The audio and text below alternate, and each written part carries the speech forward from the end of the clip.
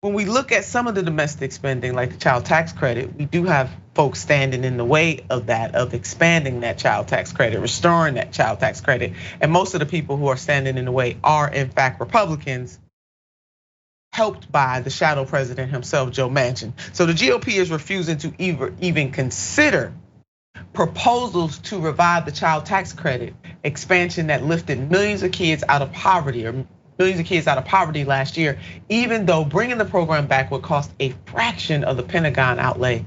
Leading Republicans readily confirmed their refusal to consider the CTC boost as part of the end of the year tax package. So let me get this straight. I know each and every one of them have children in their district, and I know each and every one of them have families in their districts that are struggling, but they just don't care. Because if you look, if you really want to know what elected officials care about, all you got to do is follow the money. Follow this $858 billion. Follow it. Follow the yellow brick road, baby. It's crystal clear. And let me remind you of the benefits of the child tax credit. Not that we should have to, but we're gonna do it anyway. The 2021 program, which expanded the existing CTC to include the poorest families and sent out payments of up to $3,600 per child in monthly increments, spurred a historic drop in the obscenely high US child poverty rate before it expired at the end of last year, thanks to shadow president himself, Senator Joe Manchin, and the GOP's opposition to extending the benefit.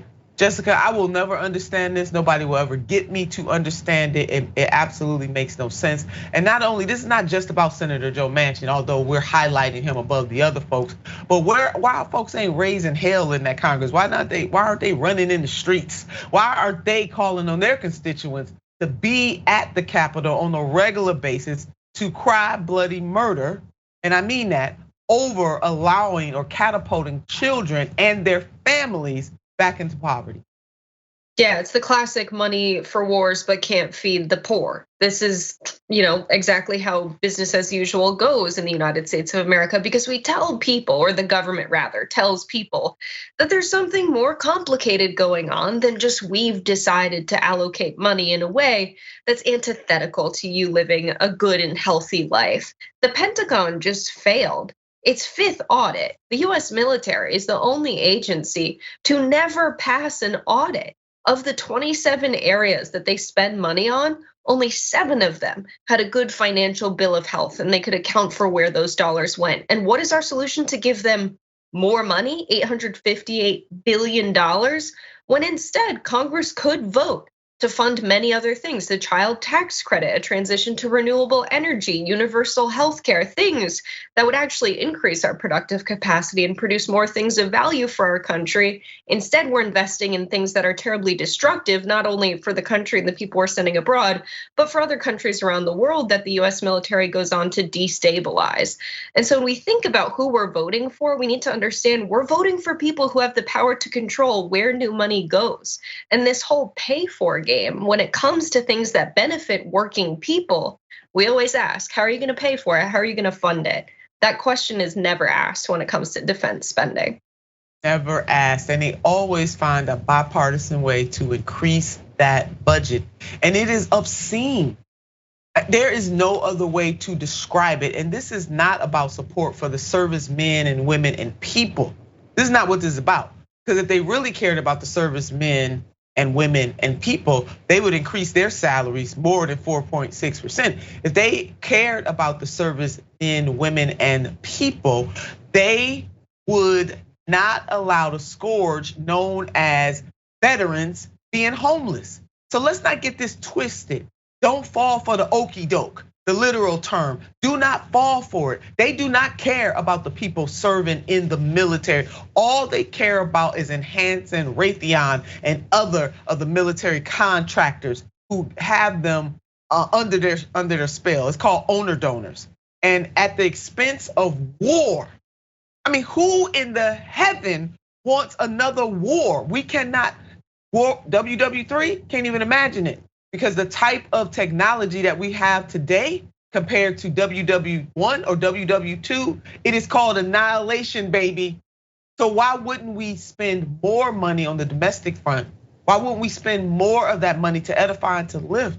But oh no, that's way too much to ask. So this bipartisanship nonsense, it really drives me. Let's put up this headline: child tax credit lifted 3 million kids out of poverty in July. So what this Congress is saying, and this president too, by extension, because they increased his budget, they're saying they really don't care that those 3 million children are being catapulted back into poverty, which means that their families are living in poverty too.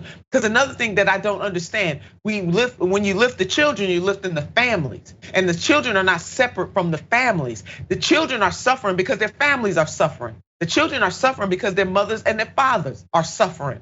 Their communities are suffering. But do these people care? No, they don't care. They're going on break. They're going on Christmas break. They're gonna wish folks all kinds of Merry Christmas and all the other holidays combined.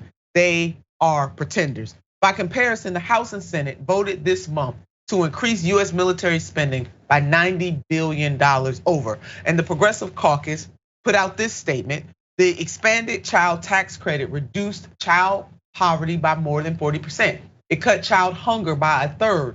Working class families need this relief now, and they do. And Congress has a chance to bring it back before the end of the year. Progressives will keep fighting to get this done. This is coming from the Congressional Progressive Caucus. I hope they do continue to fight to get this done, but they need to deploy some other efforts and not just putting out statements. Somebody's hair should be on fire right about now. But will they get this done? It's not looking great. It's just not. The reaction on Twitter echoes the need for expanding child tax credit. Let's put up one of our favorites, and that is Dr. Robert Reich. And he tweeted 12 billion, the cost of expanding the child tax credit to 19 million children who had not been able to receive the full benefits. $858 billion, the cost of the latest defense bill we can afford. Underline it, bold it, exclamation point, message in a bottle. All right, what the former labor secretary said: we can afford to restore the expanded child tax credit. Do it before the end of the year. It's just that simple. This ain't complicated. This is definitely not rocket science. Just do it. And the leader of the Progressive Caucus put it this way on her Twitter: the defense budget is $87 billion more than 2021. With that kind of money, we could cut child poverty with an expanded child tax credit, make housing more affordable by expanding vouchers, uplift working families with the earned income tax credit. All of those things that she laid out, that she enumerated, are absolutely true. I just wish that the Congressional Progressive Caucus would do battle in a deeper, more vibrant way instead of putting out these statements. And finally, the National Priorities Project director called it out. And this is what the director had to say, Director Lindsay. This isn't using our tax dollars wisely.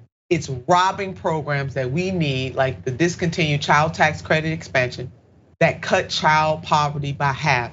The only winners here are the military contractors who commandeer roughly half of the Pentagon's budget in any given year. You better lay that out, Director. That's who the winners are, and the people are the losers. We're gonna continue to push on this, and hopefully we'll get some Progressive Caucus members who'll be running in the streets, crying bloody murder over what is happening. Or maybe why don't they flex their power and stop some stuff like the shadow president does? Why should he get to have all the fun? Congressional Progressive Caucus, we see you. You gotta do a little more.